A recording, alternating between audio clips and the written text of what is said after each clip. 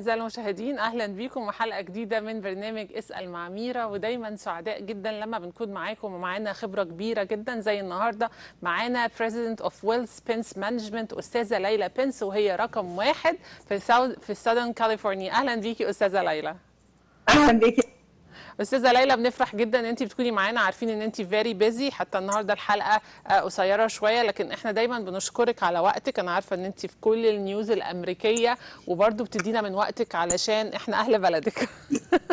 طبعا مبسوطه قوي ان انا ميرسي استاذه ليلى. استاذه ليلى، اولا عايزه يعني ابارك لك على ان ساره نومينيتد انها تبقى من احسن الممثلين، مظبوط؟ ممكن تحكي لنا بسرعه جدا قبل الحلقه على ساره والكلام اللي سمعته؟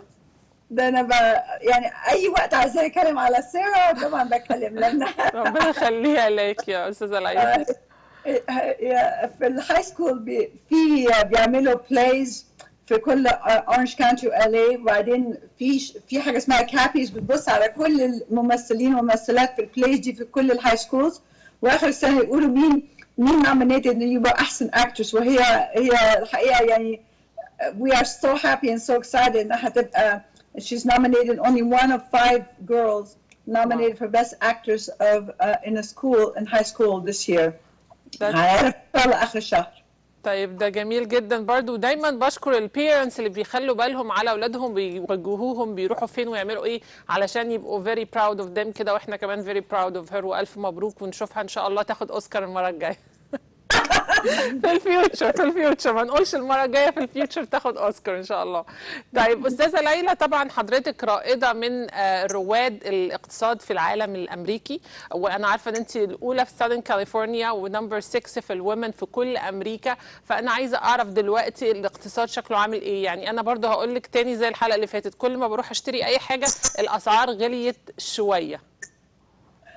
هو الحقيقه طبعا هتلاقي يعني في حاجات هتبقى اغلى شويه علشان يعني مثلا there's a shortage in meat and there's maybe a shortage in some things. بس الحقيقه ان البلد حاجه مهمه قوي حصلت، ان في اخر مارس الجفرمنت they did a big stimulus package حطوا $3 trillion in the economy.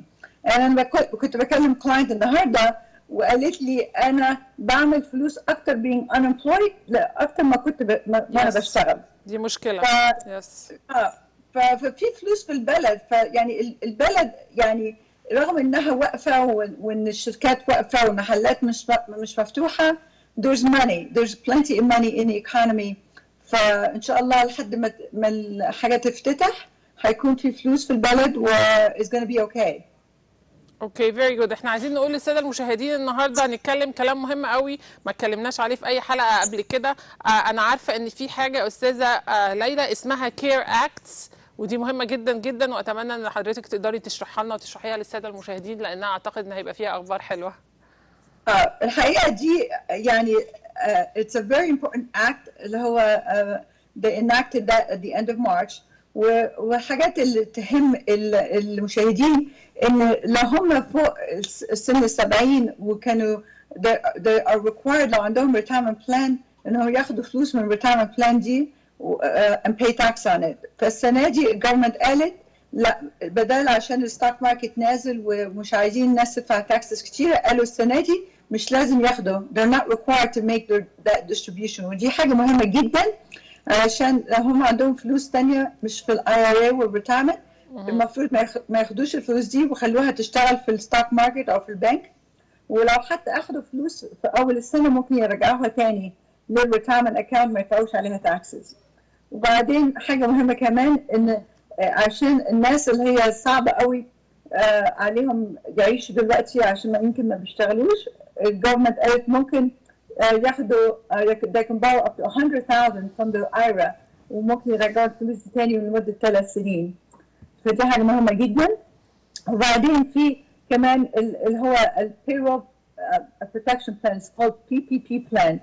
ودي لو انت عندك شركه حتى لو انت مثلا ريل استيت بروكر او عندك بتشتغلي لنفسك بس او عندك 1 or 2 employees، ممكن تروحي للجفرمنت تقولي لهم انتوا عموما بتاخدوا ايه فلوس كسالري او كان انكم، وبتدفع الى الرنت وبتدفع ايه حاجات تانية، ويدوكي الفلوس دي as a loan. ولو انت if you didn't fire your employees بعد 6 اشهر اللون ده يبقى forgiven، يبقى جرانت، يعني تاخديه وما تدفعوش تاني. فدي مهمه قوي قوي. في ناس كتير لو انتوا بس شركه كبيره you apply for this, but even one person employer can apply for this. اوكي طيب انا جالي كذا سؤال على البي بي بي ده، فانا اشكرك ان انت يعني بتتكلمي عليه. هم عايزين هي في حد كذا حد قال لي احنا we got the loan already بس we are a little bit confused. المفروض الفلوس دي تتصرف قد ايه، والهيد كاونت هتبقى the same؟ لو في حد مشى ممكن نجيب حد مكانه ولا لازم يكون نفس الشخص اللي كان شغال قبل كده؟ ممكن تشرحي لنا شويه عن البي بي بي لانها ممكن تبقى confusing، ممكن الناس تخسر اللون بعد كده.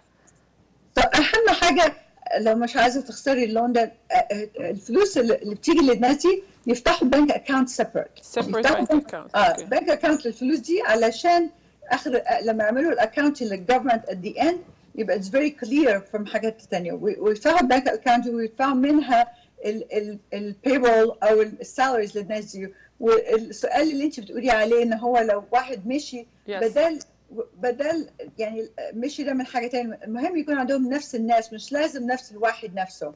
نفس الكاونتس. نفس الكاونت. اوكي. ولازم it's basically 2.5 months. They have to spend that money over 2.5 months. 75% could go to payroll or salary, and then 25% for general expenses. And rent. Basically utilities, telephone, and rent. Okay, so the rent is part of the 25%. The 75 it has to be للemployees بس. Exactly. ولو انت نفسك شغاله يعني they will count up to 100,000 in salary. لو انت owner of that business وبتاخد اكثر من 100,000 يحسبوا بس 100,000 من السالري دي. ما تقدريش تقولي انا باخد تقولي اكثر 120,000 مثلا 20,000 is not counted. 100,000. 100,000. اوكي that's perfect. اوكي طيب معلش سؤال غلس شويه تاني بس عشان نفهم. طب دلوقتي في ناس قاعدين مع البيبيز بتاعتهم فقالوا لك مثلا can you give us 2 weeks and we're coming after 2 weeks، so كده انت خسرتي 2 weeks. what you can do on this؟ I know it's a silly question بس it's already يعني حد سأله ان في حد عايز يرجع الشغل بس after 2 weeks، يعني they will take 2 weeks from you. دلوقتي ايه ممكن تعملي الحل؟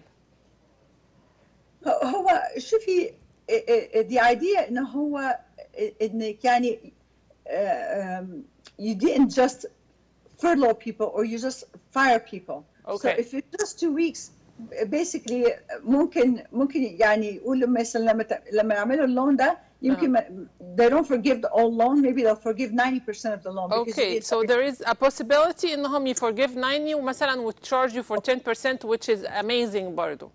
Right, exactly. اوكي يعني مش هياخدوا منك لو حصل غلطه او حصل اي حاجه، مش هياخدوا منك اللون كله باك. ف that's a great news. طيب احنا عايزين نتكلم على حاجات برضو مهمه تانية. هنتكلم عن الستوكس والانفستمنت، بس في حاجه تانية اسمها راس ايرا، ممكن تشرحها لنا؟ شايفه يا ميرا يعني هنا في البدايه لما بتعمليش فلوس كتيره ما بتكونيش you don't worry so much about taxes. لكن when you're trying to save for retirement or you're trying to save for the future اللي هي الراس ايرا دي حاجه مهمه جدا جدا جدا، لان الفلوس اللي بتحطيها ما بتاخديش tax deduction عليها، بس بتكبر. if you put it in investments and you put it in the stock market it's going to grow tax free forever. ولما تاخديها retirement هتبقى tax free كمان. ودي حاجه مهمه قوي. لو يعني انا عندي ساره دلوقتي، ساره بتشتغل بنتي بتشتغل عندي هنا في السيف، وبدل هي بتكسب يعني لو انا اديتها في السيف في شغل $6,000 في السنه ممكن تاخد $6,000 دي وتتحط في الراس ايرا دي، والراس ايرا دي كل اللي تكسبه يبقى تاكس فري.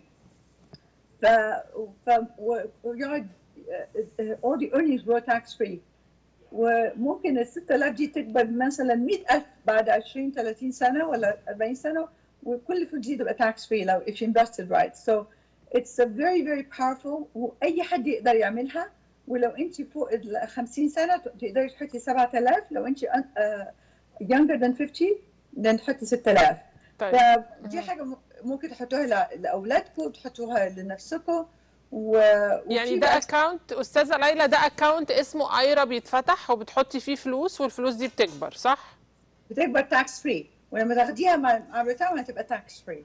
يعني كل حاجه تاكس فري فيها. طب ما دي حلوه جدا، ليه الناس كلها مش بتعمل كده؟ علشان يعني في ناس ما بتاخدش تاكس ديدكشن النهارده، فبيقولوا لا احنا عايزين تاكس ديدكشن النهارده، وده غلط. المفروض تبصي على انها تكبر تاكس فري وتاخديها تاكس فري. So they think short term instead of long term. اوكي، يعني احنا بنحط الفلوس في الايرا يا جماعه، والفلوس دي مش بندفع، لان احنا عارفين لما الفلوس بتبقى كتير بندفع عليها تاكسز، فاحنا مش بندفع تاكسز. بس الفلوس دي لازم تكون عارفين هي جايه منين يا استاذه ليلى، صح؟ الفلوس دي لازم تكوني بتشتغلي عشان تعمليها راس ايرا. You have to be working. اوكي. طيب لو الشركه بتاعتي مش بتعمل لي الايرا، ممكن انا اعملها in my own or not؟ لا، هي دي مش بالشركه، دي حاجه انت تعمليها لنفسك. اوكي. الشركه مالهاش دعوه بيها. الشركه بتعمل حاجات زي 401k وبنشن وبروفيت شيرنج. ده الشركه، دي حاجه انت لو عندك حتى كل الحاجات دي مع شركتك تقدري تعمليها لنفسك. ايرا. اوكي بيرفكت. ودي بروح البنك واسالهم ولا بعملها فين؟ تروحي البنك، تروحي انفستمنت ادفايزر، تروحي اونلاين. والسنه دي علشان هم اجروا they delayed paying taxes till July 15th. You can have a Roth IRA for 2019 and a Roth IRA for 2020. So you can do double contribution before July 15th. Before July 15th. اوكي يا جماعه، موضوع الايرا ده مهم جدا جدا. لو عندكم اي سؤال اسالونا. طب بعد اذنك احنا معانا مكالمه وبعدين نرجع نكمل كلامنا تاني. اتفضلي. اي ثينك بنت رب، اتفضلي. ايوه حبيبتي، ممكن اسال مدام ليلى، اقول لها انا على المعاش وبعدين ما جاليش الفلوس بتاعت اللي هي كل الناس خدتها وانا ما خدتهاش. اوكي. اللي هي انا بنتي حطتني على الضرايب عندها على فما اعرفش هي ليه ما جاتنيش الفلوس. شكرا يا بنت الرب، ميرسي. So you can go online under socialsecurity.gov وتعملي account وتديهم information عندك and you can check انت ما جاتلكيش ليه. You can call the Social Security Department as well and check. But if you filed your taxes and your income is less than 75,000 as a single taxpayer, المفروض يجيلك $1,200. المشكله ان بنتها حطتها، لما البنت بتحط تقريبا بيبقى في مشكله. انصحك زي ما استاذه ليلى قالت لك كلمي ال 800 بتاع السوشيال سيكيورتي على الضرايب بتاعتها. ايوه يا ماما. ما يجيكيش حاجه بدل هي جت على الضرايب. لا انت لازم تكوني هي حطاني على الضرايب بتاعتها. هل انا هيجيلي ولا لا ولا هيجي عليهم؟ مش هيجيلك. لازم you have to have your own tax return. ما تقدريش to be dependent on somebody else and get the money. You have to have your own tax return. شكرا يا بنت الرب. هو بس عايزين نفهم الناس ان اللي بيجي لهم بس الاطفال، لو تحت مامتهم او باباهم بيجي لهم ال 500، لكن اي حد فوق ال 21 وبيحط نفسه مع اهله حتى لو كان حد سينيور او وات ايفر ما بيجيلوش اي فلوس. مظبوط يا استاذه يا استاذه ليلى؟ مظبوط. طيب بشكرك جدا استاذه ليلى. بقى السؤال اللي هو كبير جدا جدا. طب في سؤال من بوتامينا. بوتامينا بيقول I don't have employees and I get the PPP loan. How should the expense the loan according the 75 and the 25؟ يعني هو ما عندوش غير نفسه تقريبا، او بوتامينا ما عندهاش غير نفسها.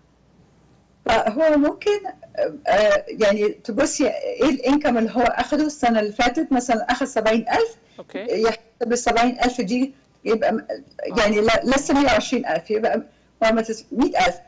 يعني يقول انا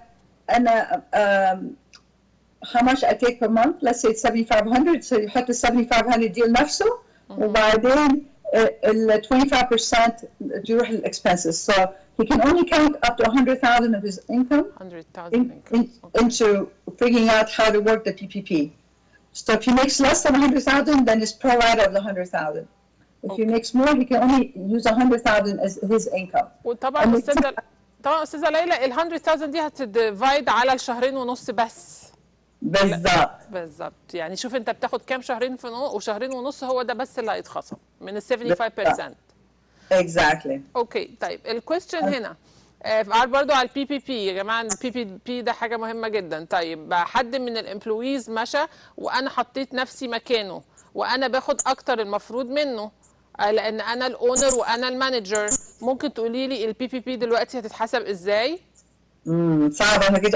ما اعتقدش هيقدر هو ياخد يقول لا، لان هم يعني if you understand why هم عملوا البي بي بي. البي بي بي دي معموله علشان كل امبلوي اللي هو بيشتغل في الوقت ده يقعد يشتغل، فاي واحد مشي لازم يجيب واحد غيره. ما يقدرش هو يقول لا انا بعمل شغله وياخد فلوسه، لا ما تنفعش. حتى لو هو حط نفسه على البيرول؟ ما هو اوريدي اكيد على البيرول، بس ما يقدرش يقول انا بعمل شغلتين دلوقتي. طيب لو هو مش على البيرول ممكن، هو تقريبا ما كانش حاطط نفسه على البيرول، يعني هو مانجر وما حطش نفسه على البيرول. You should check with the CPA لأن that's a bit difficult, you know, answer because I don't know all the whole situation. لأن كل حد عنده situation مختلف، فممكن نكلم السي بي اي. أشكرك جدا. Right, but the spirit of the law, or the spirit of the law is to keep people employed. Okay, they keep the same people employed. Yes. So I think about it this way. اوكي got it. thank you so much. طيب دلوقتي السؤال بقى الاهم في الحلقه واللي كل الناس مستنياه. بنسمع عن ستوكس كتير قوي بتطلع وبتنزل، عارفين ان امازون طلع كتير، مش عارفين ديزني لاند عامله ايه دلوقتي، يا ريت تقولي لنا. وفي حد تاني مطلع زي مش اشاعه او حاجه كده لسه سامعاها like 10 minutes before الشو دلوقتي، بيقول انهم عاملين دواء للكورونا وعايزين الناس تنفست في الدواء ده. انا مش عارفه حقيقه هذا الخبر وده حقيقي ولا لا، بس ممكن تقولي لنا لان احنا نسمع حاجات كده كتير قوي في الفيوتشر دلوقتي. طبعا في حوالي 70 شركه is trying to do a vaccine for the coronavirus. بس you don't know which one is going to win out.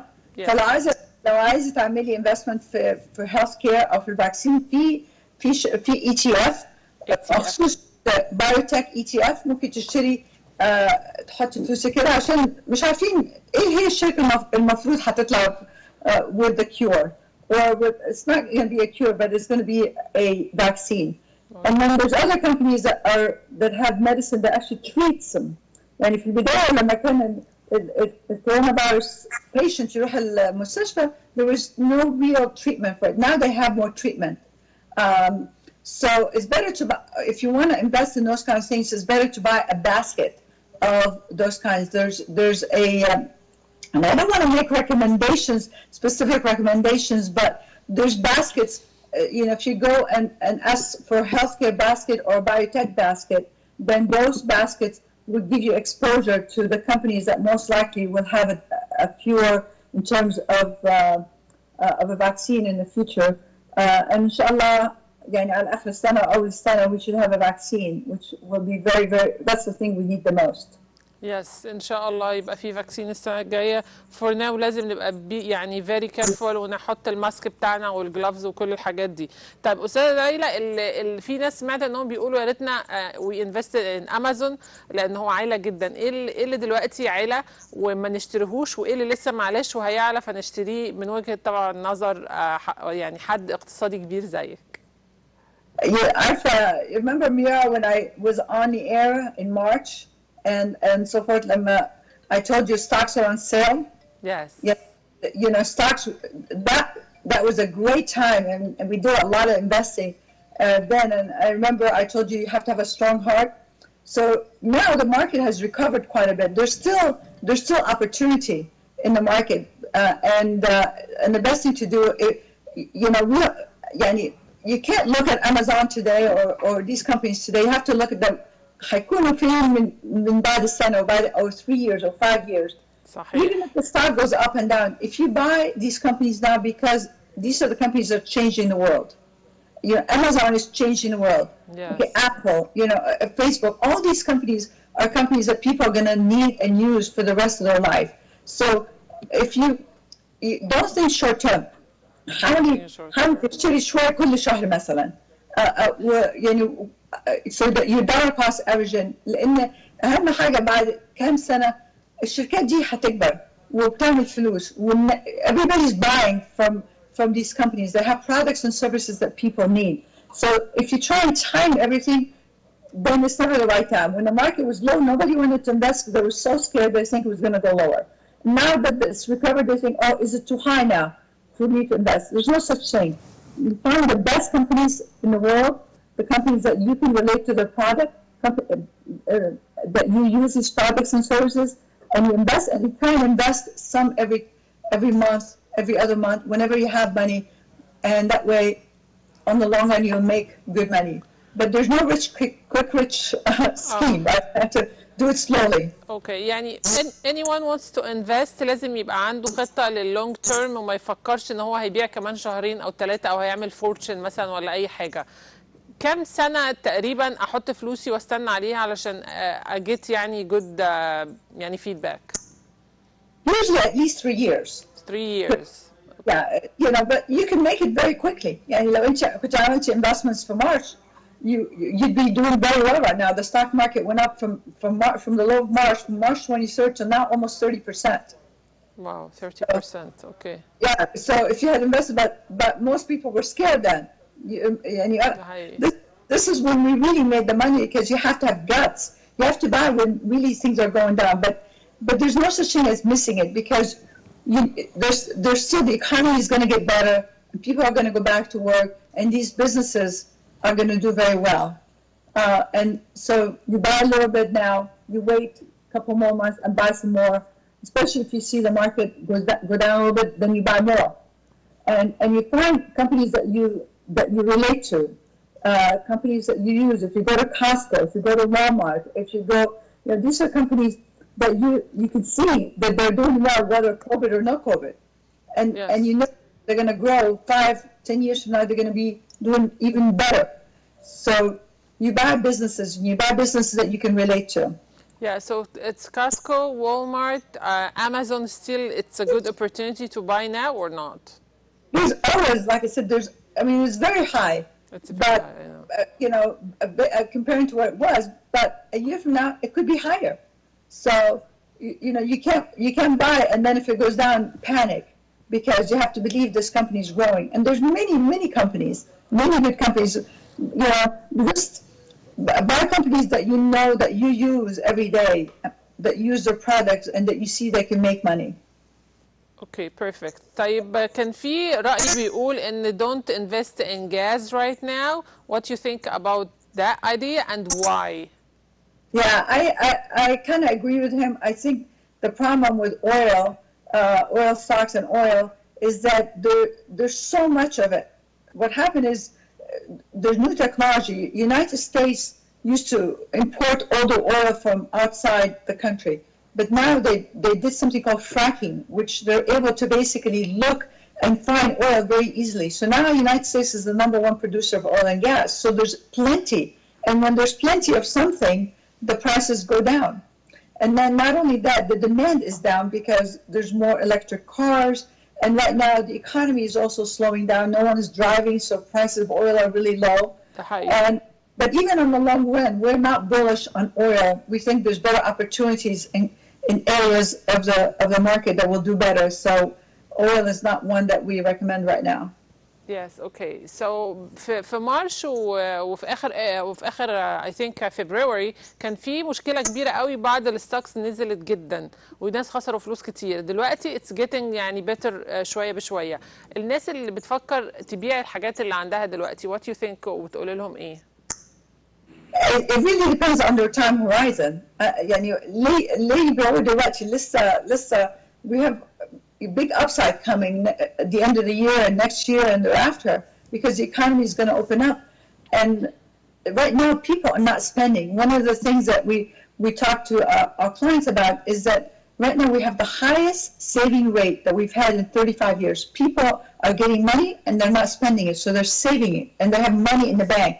Because we don't have anything to spend it on, right? We can't go to restaurants, we can't travel, we can't do anything. And there's money. The government has put in $3 trillion into the economy, and people are getting that money, and they're basically saving it. So there's a huge savings rate, like I said, the highest in 35 years. So what is going to happen we come out of this, there's going to be what we call pent-up demand. There's going to be so much demand. People want to go out and they want to spend. Yes, and they want to spend really help the economy. Is going to help the stock market. That's why the stock market is anticipating that. People ask me all the time, why is the stock market doing so well and the economy is not doing so well? Why is that? You know, and it's because the stock market looks at 9 months, a year from now, and says, where is the economy going to be? Are people going to be back to work? Are people going to be spending? Yes. And they don't wait for the economy to get better because they know it's going to get better. And so the stock market is a future indicator of how things are going to be. And that's why you can't, people say, you know, let me just sell and wait till the economy gets better. It's too late when that happens because the market looks 9 months in advance. يعني دلوقتي اللي عنده ستوك اكن عنده جولد في ايده ويحافظ عليه جدا يا استاذه ليلى ويعني try to get more. يشتري اكتر يس. طيب استاذه ليلى انا عايزه الجولدن ادفايس ان احنا نعرف نشتري اللي ما اشتراش قبل كده يشتري ويبقى قد ايه يحط فلوس. يعني مثلا انا كل حيلتي في الدنيا $100,000 how much I will invest من $100,000 دول as example. يعني انا عارفه ان كل الانفستمنت بتاعتك over $500,000 I understand بس خلينا نتكلم في الشريحه المتوسطه. It really depends if you want this money short term, long term, medium term, how much risk you want to take. يعني انت لو شفتي $100,000 دي نزلت ل $80,000 are you going to panic and say oh my god sell me out or are you going to say okay نزلت $80,000 بس هترجع تاني. احنا قلنا 3 years هنسمع كلامك ونقول 3 years we're not going to touch our stocks, right? Yeah, at least 3 to 5 years would be. Okay, 3 to 5 years. Okay, perfect. يعني لو عندك يعني 100,000 في حاجات كتير بس تبتدي في الاول مثلا يعني بالشركات اللي هي الكبيره اللي انا قلت ابعدي من الانترناشونال، ابعدي عن اويل، ابعدي عن ريتيل، ابعدي عن small companies or you know international big names. Focus on big companies that have a lot of money in their pockets, Microsofts and you know and you know defense stocks and Apple, all these great companies that make money, and you just buy them and you add to them. So لو عندك 100,000 دلوقتي ما تحطهمش كلهم في الماركت مرة واحدة، تحطي مثلا 25,000 وتستني شوية تحطي 25,000 ثاني، تحطيها over time علشان the market is going to be volatile this year. exactly. طيب احنا شفنا برضو ظاهرة شوية مش لطيفة وهي ان في بعض الاسامي البيج نيمز اللي هم مولات او يعني بيبيعوا هدوم وبيبيعوا حاجات كده كبيرة قوي رايحين بانكربسي. ازاي اخد بالي ان الشركة اللي انا هنفست فيها ما تروحش بانكربسي؟ ولو حصل ان انا اوريدي عندي فلوس في الشركة دي اعمل ايه؟ طبعا لو عندك فلوس في الشركة دي الشركات دي مش بتنزل مرة واحدة. يعني الناس بقى لها مدة عارفة إن مثلا JC Penney is in trouble or she's in trouble. يعني it goes bad over time, and this is why it's best to invest when you with a good advisor. لازم يعني don't try and do everything yourself. روحي شوفي advisor local. أي topic مثلا if they have a financial advisor عشان you know you can't wait. Not every company is going to always do well, and it's good to actually find someone that helps you and then try and you know the bigger the company, one of the things that we look at is how much cash they have. Like Apple has $250 billion in cash on their balance sheet. Microsoft has $110 billion. These are companies are not going to go under, right? Yes, صحيح. You know, very strong companies. Yes. When you have companies that have big balance sheets, big money on their balance sheet, you can buy them and not worry about them going under. ده حقيقي. طيب السؤال برضو اللي اتسأل لك قبل كده في الحلقة اللي فاتت واتسأل تاني بشكل سوق العقارات دلوقتي. انا عارفة ان انت مش ريل استيت بس انا متأكدة ان انت عندك خلفية كويسة. الناس دلوقتي تستنى شوية تشتري تبيع تعمل ايه في سوق العقارات؟ الحقيقة I think real estate is most likely is going to go down. علشان بعد يعني في ناس مش هتقدر يعني في small businesses are going to go out of business, right? There's people that are going to go out of business because they're not going to be able to withstand this, and then they may be forced to sell their real estate. If you have, it's not going to go down right now because right now there's so much money into the economy. So if you're looking to buy real estate, I'd wait a year to 2 years. because I think it's going to take that long for someone who, like, I have a neighbor, you know, and we have people that you know, if they have financial problems, you're going to see a lot more signs of properties for sale, but not right now because there's a lot of kind of a year from now, and then if there's not as many buyers, we think prices are going to adjust somewhat. So if you're not in a hurry to buy real estate, I would wait. Wait, okay. That's very good advice. أستاذة ليلى، بقى البارت اللي برضه مهم بقى بالنسبة لي، ازاي نقدر نتعلم منك ونعرف كل حاجة. أنا عارفة إن أنت بتعملي فيديو على الويب سايت بتاعك، ازاي نقدر نوصل الفيديوز بتاعتك وبتاعت الشركة بتاعتك. So if you go onto our website, which is pencewealthmanagement.com, pencewealthmanagement.com, we post videos almost every other week. We do podcasts, and you can just listen to our views of what we think of the markets and what we you know, what things you should do. You're more than welcome to go on our website and learn more about that. Okay, Pence Wealth Management. طيب أستاذة ليلى، في أستاذ اسمه مصري بيقول لك Dear Mrs. Pence, U.S. debt going $24 trillion. Do you think economy will go up with this debt? Yeah, so definitely the government had to borrow a lot of money because of, especially with this we have now, they have to give the people $3 trillion. There's going to be more money going into the economy from the government, and so what the plan right now is the Federal Reserve has already and the Secretary of Treasury have already said they're going to come out with government bonds. Right now, government bonds are only for 10 years. They already announced they're going to have a 20-year bond, and they may have a 30-year bond. So what they're going to do is they're going to basically, it's just like when you buy a house. If you have to pay the house off all right now, that's a lot of money. But if someone gives you 30 years to pay back what you borrowed, then you can pay it over time. And that's what the government is going to do, is they're going to issue more loans, more debt, and a longer period of time, so that it's going to give the government more time to pay back these debts. And that's how they're going to take care of it. They have no choice. You know, they have to borrow this money to put into the economy so that we can pass this dilemma, this problem right now with the COVID. يس مظبوط. طيب أستاذة ليلى، أنت عارفة إحنا دلوقتي الحكومة قالت إن إحنا هنفتح واحدة مظبوط. قولي لي أنت متوقعة إيه في الوقت اللي جاي ده؟ الاقتصاد زي ما بتقولي هيبقى فيه إيه أول ما هنفتح؟ Well, it's going to be a slow recovery in terms of the economy until we have a vaccine, until we have a full vaccine. Oh, full vaccine. Okay. Yeah, you're going to have a slower economy. But because we have the stimulus package, we have money to get these people over, and because of the savings rate that I talked about, that people have money, they've been saving up this money, it's going to give us time until we open up, until we have a vaccine.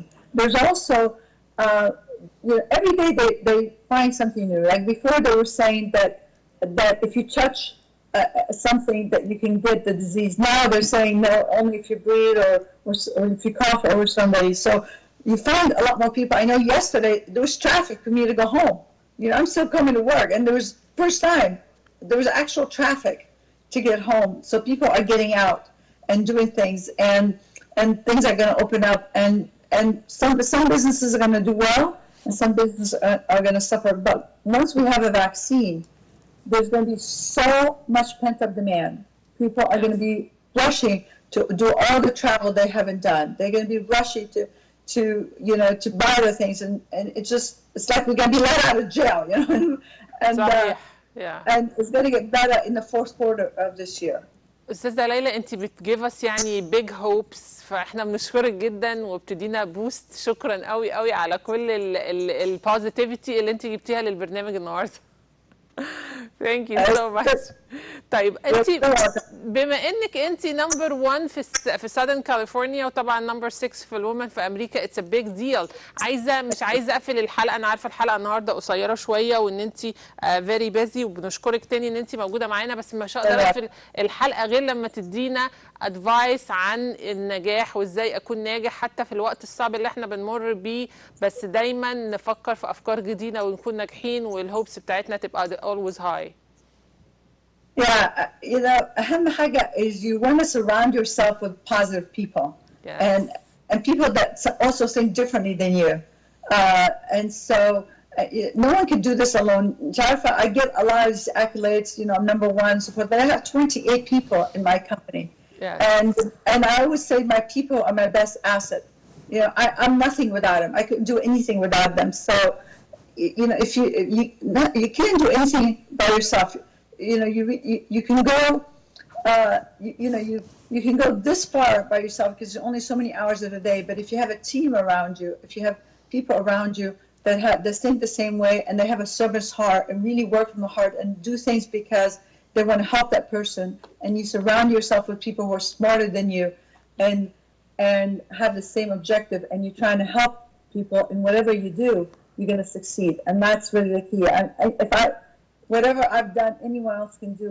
It's all about the teamwork and who you have around you, all with servant's heart, talented, smart, and focus on the whole thing. So I know you are so lucky here. You have such great people at CSAT, like Heidi and all of them, and all the cameramen and all the people that do this. And this is why as much, anytime you ask me, I'm on there because I feel if I can help anyone that's listening to do something a little better, God has given me, and it's always good to give back.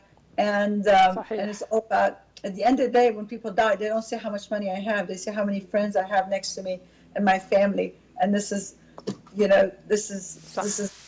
what makes it all work. Yes, احنا always بنتعلم منك، وعايزه اقول لك انا I was in your office، انا جيت لك الاوفيس وشفت قد ايه فعلا التيم وورك يعني الانرجي الموجوده كانت very high. وعايزه اقول لك I know you are very humble ودايما بتقولي التيم، وده very true، بس هم because they have a great leader they are happy and positive and they can produce. So thank you so much.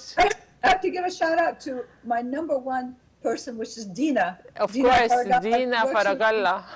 I couldn't do what I do without her. She's my right and left arm, and yes. I'm so fortunate to have her work with me. Yes, Dina, she's an amazing person, and she has a golden heart. I love her so much. وهي very humble وكمان very positive، وهي lucky بيكي وانت lucky بيها، وانا بشكرك وانا lucky بيكم انتوا الاثنين، وبنشكرك جدا أستاذة ليلى. I love you so much. I love Sarah.